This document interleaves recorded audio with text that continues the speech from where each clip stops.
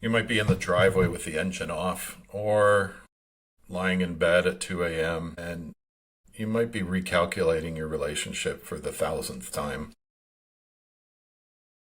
Under it, there's something you already know, but you won't say it out loud. It's a liminal space you're living in. And I know that place. I lived it for the better part of a year. I knew what was going on, and I knew what it meant, and I told myself that I needed to hear her say it. Like, her admitting it meant that she was the bad guy, I was the good guy.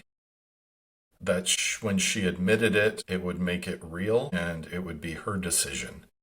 And like I needed permission to act on what I already knew. I didn't need proof. I already had enough for a long time. But I needed to stop waiting to be let out of my marriage. And that's the decision. Not what she did, not what happened, not whose fault it is. It's the gap between what you know and what you'll let yourself say. There's no shame. A man can love his family and still know the marriage is over, both at once. Yours might look nothing like mine. Maybe there was a moment, maybe there wasn't. Maybe it's 10 years of slowly letting the air out. Maybe you're living more at the garage or the gym or the office, more, and you're there more than in your own house. That evidence doesn't matter. The trap's still the same. Somewhere in you, you already know, and you're waiting for her to do something undeniable, for it to get bad enough for someone else to give you permission. So the decision won't have to be yours. I waited for an admission, and you might be waiting for the fight that finally justifies it, or for her to leave first so you don't have to be the bad guy. It's the same thing. We make somebody else do the dirty work, so it's not on us. But a decision you won't make, it doesn't disappear. It gets made by default, slowly, and while you wait. It's taking away your agency. You're not in the marriage and you're not out of it. You're rotting somewhere in between. I've got a friend who's been in that in-between place for years. Both of them know it's over. Neither one will say it. Every few months she blows up, says horrible things to him, sometimes in front of the kids, sometimes not. She tells him it's done, to pack your things, get out. And he still says, let's talk tonight.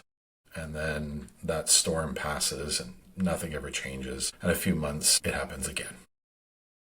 The only things still holding them together are the kids and the money. There's no closeness, no kindness, no intimacy. The only things still holding them together are the kids and the money. There's no closeness, no intimacy left. It's two people, and they're both scared of ending it. It's not a marriage, it's a waiting room. They've been not deciding for so long that the not deciding has become the default. Don't mistake that for staying together. It's leaving in slow motion, years of it, and calling it staying. Your life is going by one day at a time, and that becomes the life you're living. There's a version where you leave in a blaze of glory. You leave after the fight, after you discover the thing. You leave after the worst night, and you call that the decision. It isn't. That's detonation. The real decision happens in a quiet place, and it's older than that blow up. You have to separate the two. If the only reason you can name is I'm really angry right now, wait. I've been in that position too. Rage, that's a really terrible judge. A true decision, holds on in the calm even.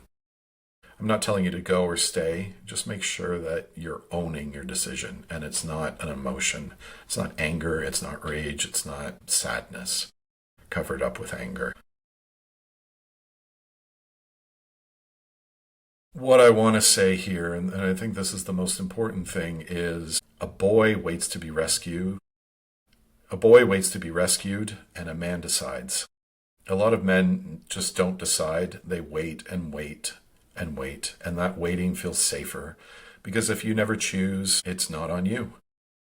But the boy waits to be rescued, the man makes a decision, even if that decision is to go or stay. That's the first act of sovereignty.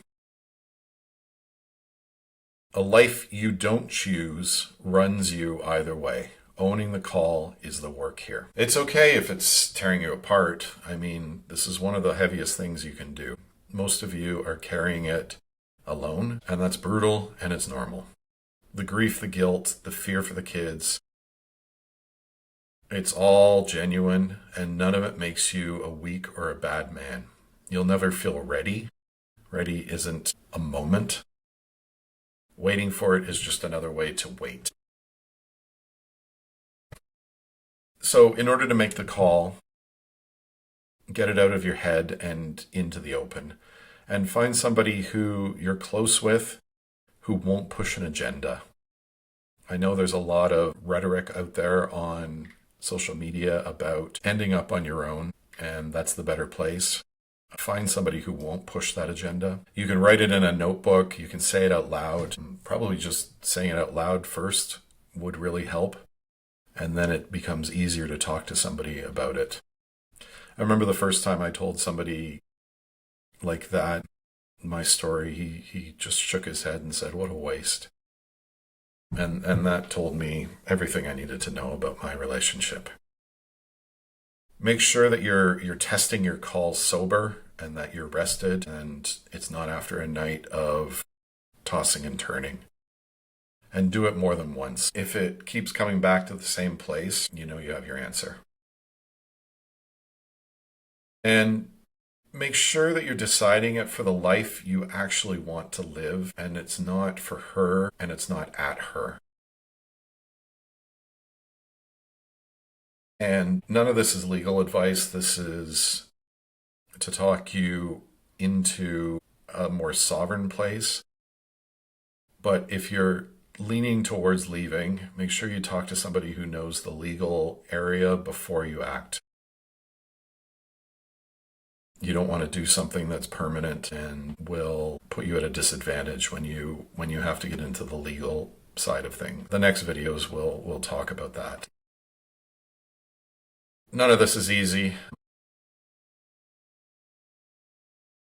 It's not smooth, but it is the doorway, it's the threshold. What's on the other side of it is quite hard. But there's something past even that difficulty, and it's going to be a man who isn't living a life he didn't choose.